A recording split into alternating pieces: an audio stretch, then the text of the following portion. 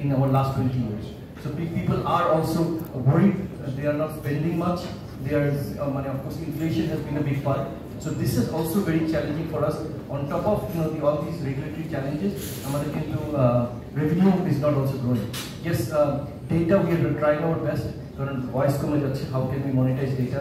Of course, we have the toffee so we are trying to see other vertical businesses.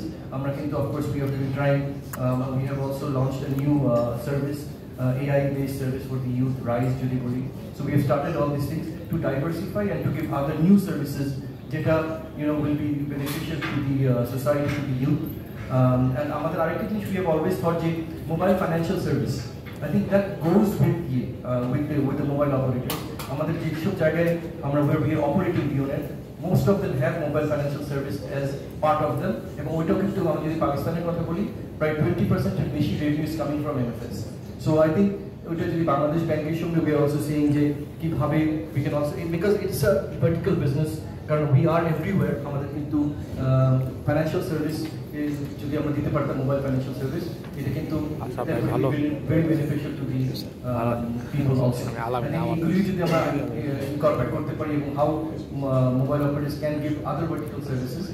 Difficult license I think the regulations are also prohibitive in us to invest in lots of things. So I think we should open up for a little, that would have been great. Again, I think wishing you all a happy new year, and we're hopeful we will do. I think we'll recover. I think we're going through a phase, but inshallah, with proper guidance from everybody, I think we'll recover very soon. Thank you very much. ধন্যবাদ তাইবুল ভাই, চমৎকার করে বলেছেন। নিশ্চয়ই BTRC chairman মহোদয় আছেন, তিনি যদি রিভিউ করেন যে আসলে মোবাইল অপারেটরদের লাইসেন্স প্রাপ্তির সময় যে সেবাগুলো তারা দেওয়ার সুযোগ পেত, এখন সেগুলো বন্ধ হতে হতে কোথায় এসে পৌঁছেছে, এর সাথে আসলে আরো কিছু যুক্ত করা যায় কিনা।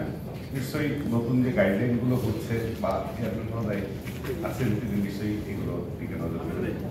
আমরা আসলে বারবার একটা কথা এই আজকের আলোচনায় উঠে এসেছে, বিনিয়োগের সুরক্ষা। আসলে বিদেশি বিনিয়োগ যদি সুরক্ষা নিশ্চিত করা না যায়, তাহলে কেন বিনিয়োগকারীরা বিনিয়োগ করবেন? ঘন ঘন যদি পলিসি বদলায়, তাহলে বিনিয়োগকারীরা বিনিয়োগে আকৃষ্ট হবেন না।